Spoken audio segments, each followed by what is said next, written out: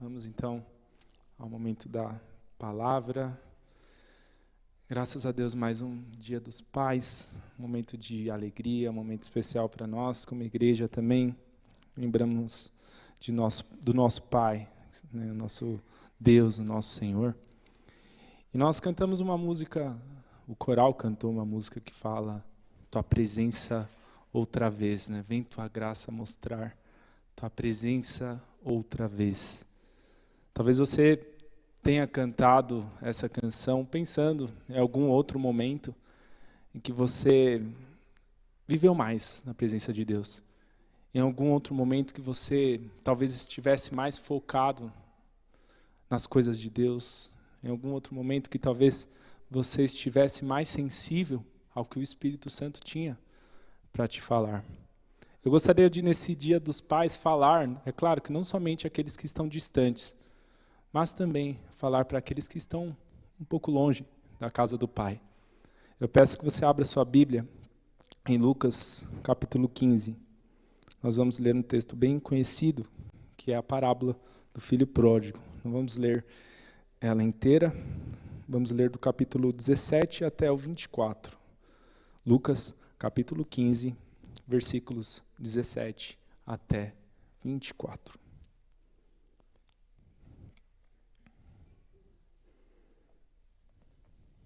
Lucas, capítulo 15, versículos 17 a 24.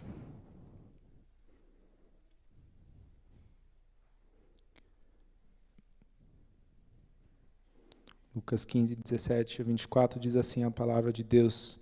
Então, caindo em si, ele disse: Quantos empregados de meu pai têm comida de sobra, e eu aqui, morrendo de fome? Eu me porei a caminho e voltarei para o meu pai. E lhe direi: Pai, pequei contra o céu e contra ti. Não sou mais digno de ser chamado teu filho. Trata-me como um dos teus empregados. A seguir, levantou-se e foi para seu pai. Estando ainda longe, seu pai o viu e, cheio de compaixão, correu para seu filho e o abraçou e beijou. O filho lhe disse: Pai, pequei contra o céu e contra ti. Não sou mais digno de ser chamado teu filho. Mas o pai disse aos seus servos: Depressa, tragam a melhor roupa e vistam nele. Coloquem um anel em seu dedo e calçados em seus pés. Tragam um novilho gordo e matem-no. Vamos fazer uma festa e comemorar, pois este meu filho estava morto e voltou à vida. Estava perdido e foi achado. E começaram a festejar. Amém. Vamos orar. Senhor Deus, obrigado, Pai. Obrigado porque estamos na casa do Pai. Obrigado, Senhor, porque hoje estamos aqui neste lugar onde buscamos a Tua presença, mas nós te pedimos, ó Pai, traz os dispersos. Traz aqueles que precisam, Senhor, ouvir a Tua palavra nesta noite, começar de mim. E nos ajuda, Senhor, a reconhecer a Tua presença no nosso meio, Deus. Oramos em nome de Jesus. Amém. Irmãos, texto bem conhecido, uma parábola, uma história que Jesus conta para trazer um ensinamento a respeito da misericórdia, a respeito do perdão de Deus. E hoje nós temos um Dia dos Pais, um dia que para muitos é um dia alegre, para muitos também um dia de angústia, dia de tristeza por não ter o pai perto. Às vezes até pessoas que têm o pai presente, pai que está vivo, mas que está distante, que também se torna um dia de angústia, um dia não tão bom. Mas ainda assim, nós hoje podemos falar sobre aqueles filhos que precisam da presença de um pai e que talvez estejam órfãos, mas que podem receber de Deus a verdadeira paternidade. E se tratando de pai, quem nunca aqui procurou o pai para buscar um conselho sobre alguma decisão, algo importante que iria fazer na vida? Pai, eu vou me casar. Pai, eu escolhi tal faculdade. Pai, o que você acha de tal coisa? É claro que quando nós estamos tratando a respeito do Pai, nosso Deus, nós temos também alguma semelhança nesse sentido. Nós precisamos buscar na presença do Senhor o conselho a respeito das nossas vidas. A questão é que na nossa geração, muitos estão órfãos. Muitos estão indiferentes. a presença do Pai. Muitos estão questionando a autoridade do Pai, não somente o Pai biológico, mas é claro que nós podemos trazer esse contexto para o Pai, nosso Deus, nosso Senhor.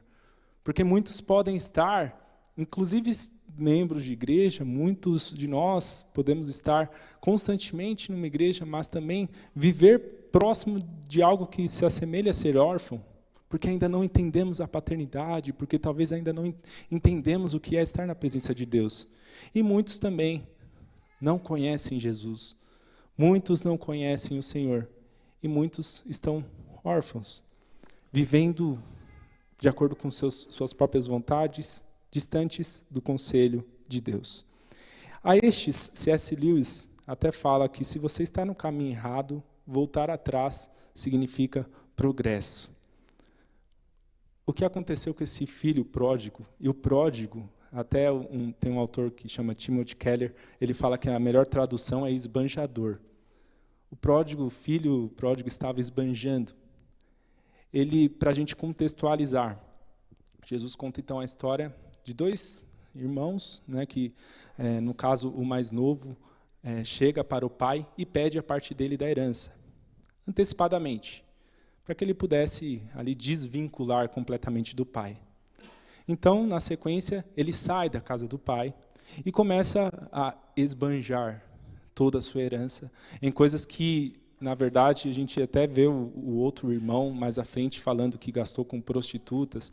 A gente sabe que ele gasta ali com coisas terrenas, coisas carnais, prazeres.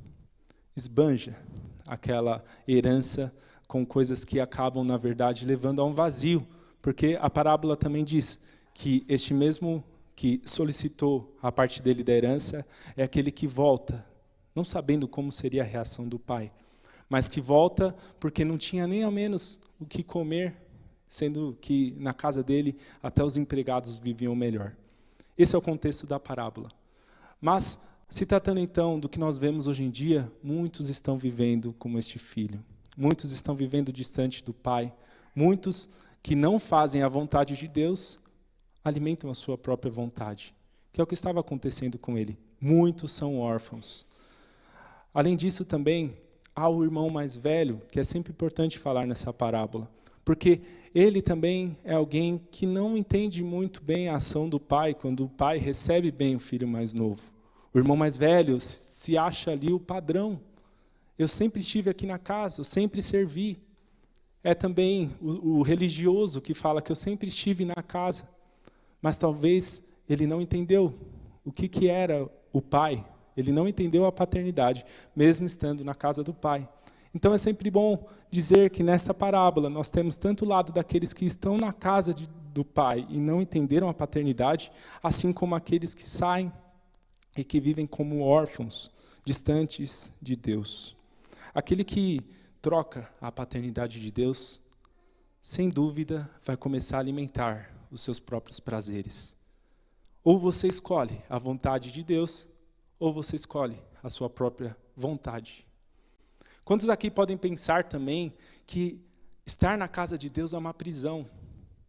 Talvez muitos pensem que obedecer à lei de Deus é uma prisão. Nós podemos ver também nesse ensinamento, nessa parábola, que quando o filho sai da casa e pensa estar livre, ele percebe que, na verdade, ele estava se afundando na escravidão. Percebam que a liberdade que o mundo traz, né, é disfarçada, né, na verdade, se trata de uma escravidão. A palavra de Deus diz lá em João, capítulo 14, palavras de Jesus: não deixarei que fiquem órfãos, voltarei para junto de vocês.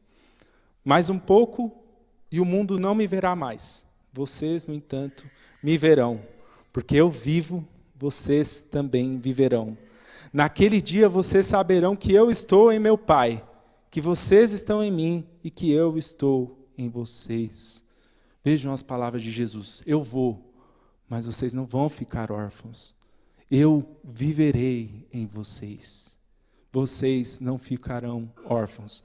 E ainda, mais à frente, vai falar que aquele que tem os meus mandamentos e os guarda, esse é o que me ama. E aquele que me ama será amado por meu Pai. Ou seja, Jesus sai e deixa filhos conscientes. Jesus sai ali na ascensão, né, na ressurreição. Depois da ressurreição tem um momento em que Jesus está antecedendo aos discípulos, falando que eu não vou deixar vocês órfãos. Eu viverei em vocês. E aquele que me amar fará a minha vontade. Aquele que me amar fará a vontade do meu Pai. Então, nós percebemos no nosso dia a dia, nós percebemos na nossa geração, o quanto nós temos visto de pessoas que estão vivendo como órfãos, distante de Deus. Às vezes com um pai biológico. E eu quero ressaltar que não é neste contexto. O órfão é aquele que descarta os mandamentos de Deus e começa a tentar desfrutar ali e se aprofundar nos seus próprios prazeres. Mas o que nós vemos na parábola é que há um momento em que este filho caiu em si. E há um momento em que ele percebe que ele estava indo para um caminho que não era o caminho que era digno de um filho. Ele cai em si, percebendo que ele precisava do Pai. Nós vemos que ele ainda fica com essa questão, essa dúvida, né, de como que seria recebido. Ali na palavra do Senhor diz no versículo 17, caindo em si, né, ele disse, quantos empregados de meu pai têm comida de sobra e eu aqui morrendo de fome. Há algo que eu falei, inclusive, na oração, que chama convicção de pecado. Há algo que é importante para qualquer um que quer viver como filho de Deus e não viver como órfão. É ter a consciência de que é um pecador e de que precisa se arrepender e de que precisa voltar para a presença do Pai, para a casa do Pai. Eu estava refletindo muito sobre isso nessa semana e pensei que muitas vezes a gente confunde convicção de pecado com peso na consciência. Não é peso na consciência, porque a gente feriu alguém ou fez isso e a gente sente um peso na consciência. Na verdade, o peso na consciência pode ser, no fundo, um sentimento em relação à imagem que foi distorcida, ao que eu fiz para o outro. Mas a convicção de pecado é quando dói ficar longe do Pai. É quando dói, é quando é triste ficar longe do Pai. É quando é triste, é um vazio ficar longe do Pai. É quando eu percebo que a minha vida longe do Pai não é mais vida. Eu não tenho mais identidade longe do meu Pai. Esse gesto de pegar o que é meu da parte da herança e sair, que foi o que o filho fez, foi um gesto de perder a identidade que ele tinha. De descartar ali tudo aquilo que era uma herança do Pai, para buscar mais prazer na herança do mundo. Então, aquele que está vivendo nesse contexto de órfão, precisa cair em si. E o que faz cair em si é a convicção do pecado. Irmãos, muitos estão adormecidos longe da casa do Pai. Muitos estão distantes da casa do Pai e vivendo essa vida meio que anestesiados pelos prazeres do mundo. Muitos podem estar aqui, mas estar distantes da presença de Deus, distantes da presença do Pai. Mas eu creio que em nome de Jesus, nessa noite, você vai cair em si. Eu creio que nessa noite os filhos vão voltar para a presença do Pai. Eu creio que nessa noite o Senhor vai se manifestar sobre nós e vai dizer, eu sou o seu Pai. Pare de buscar os prazeres do mundo e busque o prazer de estar na minha presença.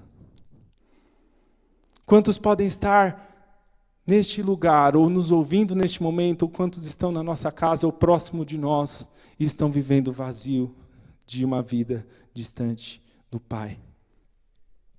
Irmãos, lembramos que o arrependimento quebra os padrões destrutivos. Hoje de manhã nós vimos um vídeo que tinha ali vários pais se levantando, e ali naquele momento um pai tem uma fala dessa, que é uma questão de quebrar todos os padrões destrutivos. Isso é muito forte, isso é muito complexo, de fato. Todos nós temos uma herança genética, todos nós temos uma herança da criação que nós temos, e todos nós temos alguns padrões destrutivos na nossa família que precisam ser quebrados, e que são quebrados pelo sangue do Cordeiro, são quebrados pelo sangue de Jesus. Eu vi nessa semana uma pregação de um pastor que falou, olha, ninguém na minha família se converteu, ninguém na minha família se entregou para Jesus, mas eu disse, eu vou ser pastor, eu vou entregar a minha vida para Jesus, e agora sim, o meu filho vai poder dizer, meu pai é pastor, o meu neto vai poder dizer, e aí há uma quebra de um padrão destrutivo. Ali é uma quebra pelo sangue do Cordeiro. Ainda que você não tenha um chamado para ser pastor, você tem um chamado para ser filho de Deus. E quando você vive como filho de Deus, você está quebrando um padrão destrutivo na sua família. E você está vivenciando algo que nós cantamos, que a bênção se derrame de geração em geração. E ali naquele vídeo de manhã nós vimos os pais se levantando, dizendo, eu vou ser esse que vou tomar atitude, eu vou ser esse que vou ser o corajoso, eu vou ser esse pai que vou quebrar esses padrões e vou vivenciar algo novo na minha família. E eu digo isso para todos os pais, para as mães e para todos os jovens que vão casar, para todos os adolescentes e para todos aqueles que estão nesse lugar. Quebre os padrões de pecado da sua vida, antes que eles quebrem e destruam a sua vida. Quebre tudo aquilo que te faz ser atraído para algo que seja distante da casa do Pai. E percebam que quando eu falo de casa do Pai, eu não estou falando somente do templo na Rua Jolie, número 508. Eu estou falando daquilo que você tem vivido na presença de Deus, naquilo que você tem buscado o Senhor, naquilo que tem sido uma verdade na sua vida, de amar aquele que me ama, o que ama os mandamentos de Deus. Meus irmãos, tem gente que se sente aprisionado em ser crente. Não é assim que deve ser. É a maior liberdade amar a Deus. É a maior liberdade que se pode ter, fazer a vontade do Pai. É a maior liberdade que se pode ter você vencer a preguiça para estar aqui, vencer todas as programações que você poderia ter lá fora para ficar aqui algumas horas buscando e adorando o Pai, buscando e adorando a presença de Deus, mais do que todas as coisas, sem uma disputa com a televisão que ia ficar lá em casa, o cobertor, sem uma disputa de algo que iria ser mais forte. Na verdade, o amor é aquilo que é mais poderoso e mais forte na vida de um filho de Deus. Porque nós amamos a presença do Pai. Nada pode ser melhor que isso. Nada pode negociar essa presença de Deus. Quebre os padrões destrutivos. A marca do sangue de Cristo gera um novo padrão. E este padrão é um padrão de santidade.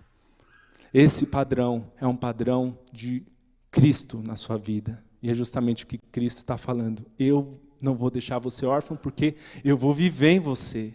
E aí, Cristo gera em nós, o Espírito Santo gera em nós um padrão de santidade. Um padrão de filho. Um padrão de filho.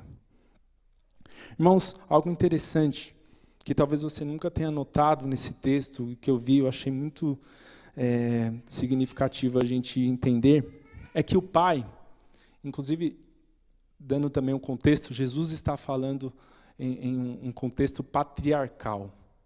Ou seja, o Pai, naquela época de Jesus, tinha a total autoridade e um distanciamento assim, de uma autoridade que não seria possível um pai correr para o filho. O filho tinha que correr para o pai. E veja o que nós vemos lá em Lucas, no capítulo 15, nós vemos, estando ainda longe, seu pai o viu, e cheio de compaixão, correu para o filho. Um pai, numa época, nesse contexto patriarcal, quebrou toda a separação, quebrou todo o contexto de separação possível para vivenciar esta realidade. Correu para o seu filho e o abraçou e o beijou. Meus irmãos, é isso que Cristo faz. É isso que o Senhor Deus faz na nossa vida. Se você está nessa noite pensando, eu posso ser este que estou longe, um pouco distante, se eu posso ser esse que estou vivendo na orfandade, o Senhor Deus é aquele que vai de encontro.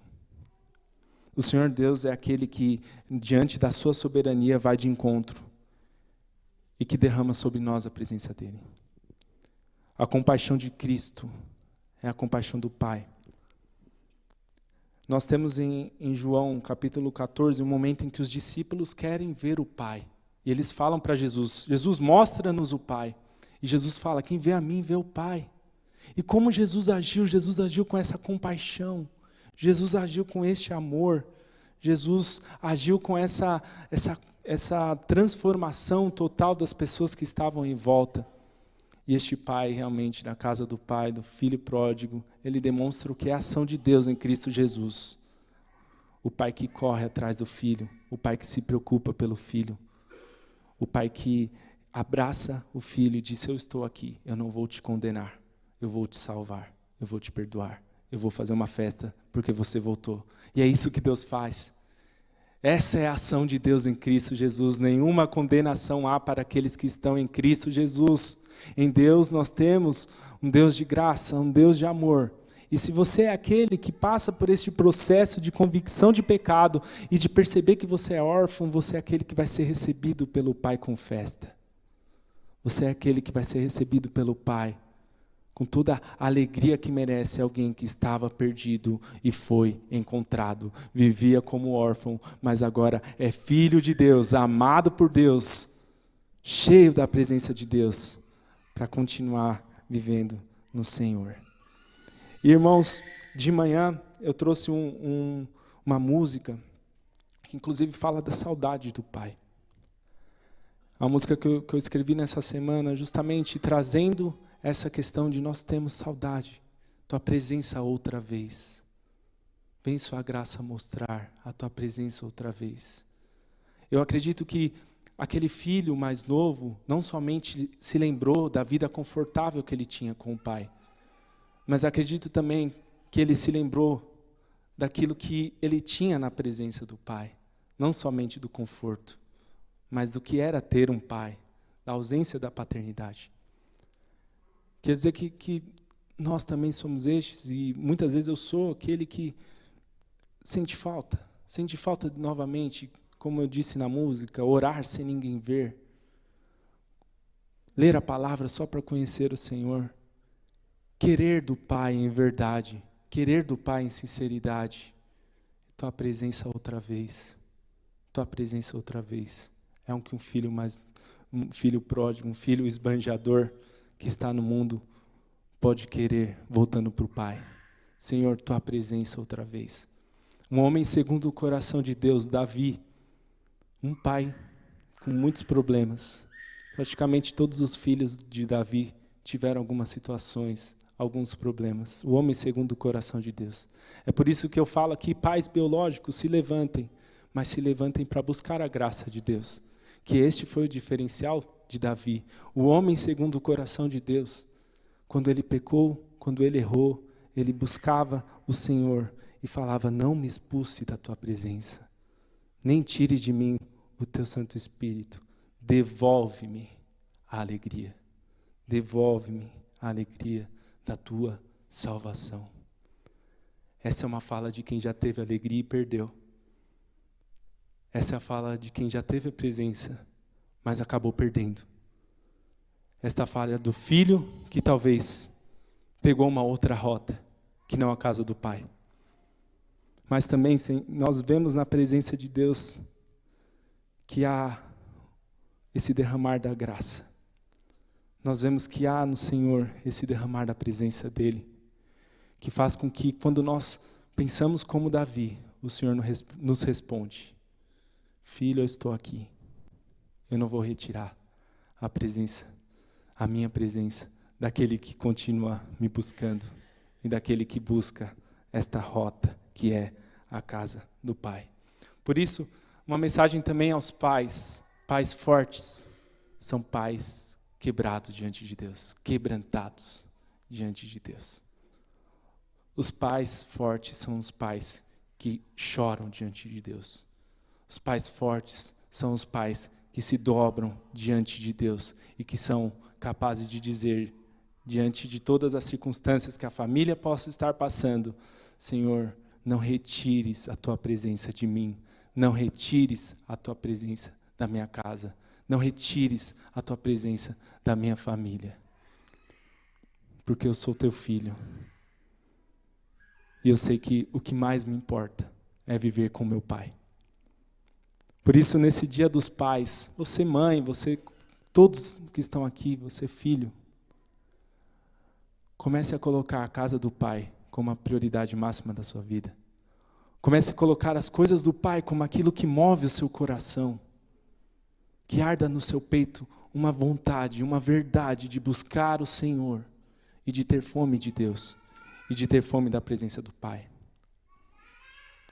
Que você possa entender na sua vida o quanto você é amado, o quanto você é resgatado. Talvez aqui eu esteja, como eu disse, falando com muitos que tiveram traumas dos pais biológicos. Mas eu quero dizer que, em nome de Jesus, esses traumas serão curados. Eu posso dizer que você tem sim um pai. E que essa herança não será destrutiva, mas será sim uma fonte de transformação para a sua vida. Para que de geração em geração você quebre tudo aquilo que o mal colocou na sua vida como uma verdade para viver e habitar na casa do Pai. Os prazeres do filho são os prazeres de estar na presença do Senhor e de viver o amor de Deus, e de cantar do amor de Deus, e de viver essa maravilhosa graça de Deus que transborda sobre a nossa vida. Por isso, queria trazer aqui só 3 aplicações. A verdadeira paternidade é gerada quando vivemos com Deus. Pais, a verdadeira paternidade é gerada quando vivemos com Deus. Você não é forte o suficiente para caminhar sozinho. Você precisa ser filho de Deus. Todos nós precisamos. Pais quebrantados são pais mais fortes. E não se esqueça, o Pai vem ao nosso encontro.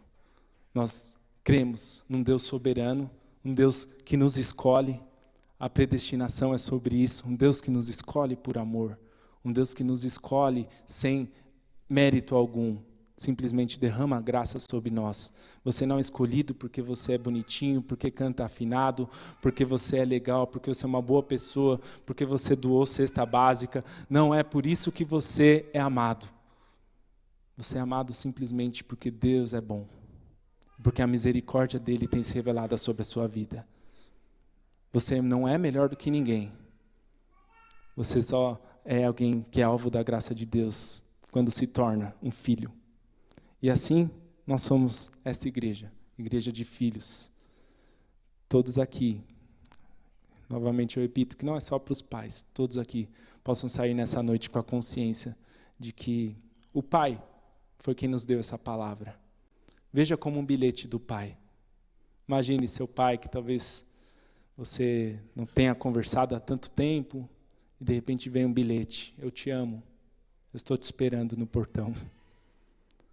Talvez você esteja assim com Deus, mas leia isso, veja esta mensagem do Senhor nessa noite. Eu estou te esperando no portão. Vem, meu filho, para de ter prazeres lá fora, enquanto eu tenho aqui um banquete da graça e uma alegria, a alegria da salvação. Que em nome de Jesus, sua casa seja sobre isso, sua família, seus filhos sejam todos presentes na casa do Pai. Amém. Amém.